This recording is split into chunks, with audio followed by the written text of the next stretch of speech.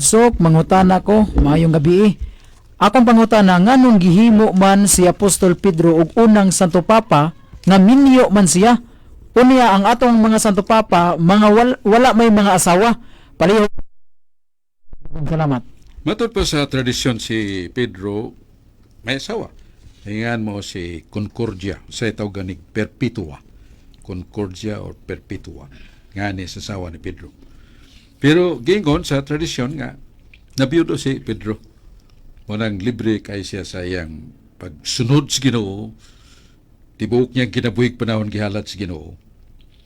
Maula kay ang Ginoo may nakasabot sa kinaiyang batasan ni Pedro. Nga impulsive kayo. Nga kung doon na siya gustong buhaton, hunahuna niya ka na maayo, buhaton gina niya. Ya, kinahanglan siya panalangin sa Ginoo. Muna niyong Ginoo, dawata Pedro ang Yahweh sa langit. Unsa gani imong kapuson sa iyo ta, ginapo sa langit. Unsa gani imong hubaran sa iyo ta, hubaran sa langit. Kuya, wago niya na. Manggapos dito si Pedro, dili na literal. Unsa magani ang lugakan ni Pedro, subay siyang hukum, subay sa balaod sa Ginoo, aprobado na sa Ginoo. Unsa idili ni Pedro, unsa ipanton ni disiplina ni Pedro, nga kabubuton sa Ginoo, aprobahan na sa Ginoo. Mateo 16:19. Mao na nga, gipili sa Ginoo ang kalidad ni Pedro sa 465 o 662 sa Bible Handbook by Henry Halley, Protestante na, nga si Pedro pangulo sa 12 ka mga apostoles. Gipili gyud sa Ginoo ang iyangan nga Simon gilisdan og Kefas. Ang Kefas dili na Petros, kanang gamayng bato nga maanod sa baha, masindulan nato sa daan. Dili ang Kefas rock, batong buhi nga pangpang mo ng rock. Pero ang cornerstone rocks Kristo, dili si Pedro. Siya gyud ang labaw sa tanang mga pangulo, o si Pedro pangulo man, pero labaw gyud si Kristo kay siya may the cornerstone of the church, Efeso 2:20. So, mao na nga ang tubag Brother Carlo, niya hindi pa mo malimot ato ding pasalamat sa atong mga kay galaan atong greeting ni Brad Mario Belita de Esbulacao, minaw nato, og si Brad Sulfing Algere. Nga Brad Sok, nautunta nga mabati ni ang among nasinati karon kay maninda magyud mi. Na magyud mi regular gyud nga paninda madomingo sa merkado.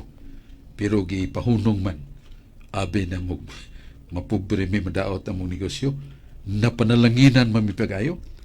Gawas nga makapahuway na may madomingo kay wa na may maninda, makayusa na may sa mong banay o pamilya malipayon kayo, ug makayusa na may pag-adto simbahan nga manimba mi. Kay kaniadto wa na magani may simba kay magayawat mi sa purting halina sa mong mga tinda usag-unsang mga labi na sa karne. Mo na ingon ni Brother Sulping Algiri, hinautunta nga ang ubang mga lungsod wa say tabo madomingo. Di na nun stali sa Brad Sulping dugay nang iyang mando sa mayor. Kay kinilaging mga naas merkado, wa na may social distancing. Muna nga daghan ng masakit o magsige na kay huot makayo sa merkado. Nagkakayo kayo mamaliti sa merkado sa tabunog. Sirhan ang merkado sa Domingo. Pero ubang adlaw, abli pero practice gyapon sa social distancing. Yakat sakto to mi gisulti. Kuan na concurrence with the law of God nga 6 days we work, 1 day for rest, for our physical rest and spiritual union with God nga makasimba ta. Sakto kay ka Brad Sulping Algere, salamat sa imong pinumdum. Inatunta nga manakod na ang inyong gihimo diya sama sa Minglanilya, sa Naga, sa Talisay, way tabo sa Domingo de Mercado. Salamat kayo Brad Sulping Algere. O ako sang ipibaw ang Eli Organic ni Brad Alfeo Malinaw, yung discovery. Kadaghan na panalanginan kay kung man herbal man niya nakapasar sa FDA sa Food and Drug Administration 00928-00313 ang iyang numero sa iyang pagkapasado sa FDA, Food and Drugs Administration. Nakinapanalanginan na nining mong iyang supplement. Usan ini si Brad Rubin sa poblasyon talisay nga doon na taon ni siya malayan cancer upang nagsugod nga cancer. Pero sige siya tumarni nga si hibong ko Bradsok wa mo kumuhunog trabaho lagsik magyapon ko wa na makairog gilansang nga akong cancer wa mo stage 1 stage 2 stage 3 wala tingali ka ng stage 1 mo nang malayan na lansang. Salamat kayo Brad Ruben sa imong testimonyo. Sila Nani Kandar, si Dr. Randy Tan nga doon ay schedule sa dialysis. Sige siya inom ni tumar ni pagbalik niya sa klinika wa na may na yun ang iyang dialysis. Ang numero ni Brad Alfio Malinaw siyang cellphone ang mga tana mo 0925 500 5906. Usbo na to 0925 500-5906. Parang Eliba Organic ni Brad Alfeo Malinaw. Sa di pa rin ko malimot ng utan na mga si Longgakit, si Anisita Longgakit. Brad, asa to na ito mo pala itong armadura di mina, pito ni mo kalibrong giusara, na sa katedral. Ikatubang ni mo sa katedral, napits to na ay kunbinto nga, naman na po kanaman may bagong kunbinto. Unya na di ang mga antik sa sibahan. Silong na ang Archdiocesan Book Center na di atong libro katinawan 1, 2, 3 na siya kaagis sa mga santos mabulukon o matulunanon kayong libro. Yan sila po kumalimot na pipila ka kopya sa Biblia nga gihubad ni Monsignor Yap, ang Biblia Santos nga Biblia nga perting ngilngiga pagkahubad kay Canada si Monsignor Yap, linguist ba siya sa Hebreo, Aramaico, Grego, o master pa yun ang Latin. Yang gihubad ang tibuok Latin na Vulgata nga to sa Cebuano. Muna doon na tayo kopya niya na pila kalugas.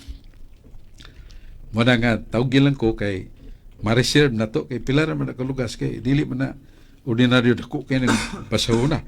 Ang numero na to, unako, 0915-849-7929. Pero atong balikon, 0915-849-7929. Nindot kyo kayo ng libro ha.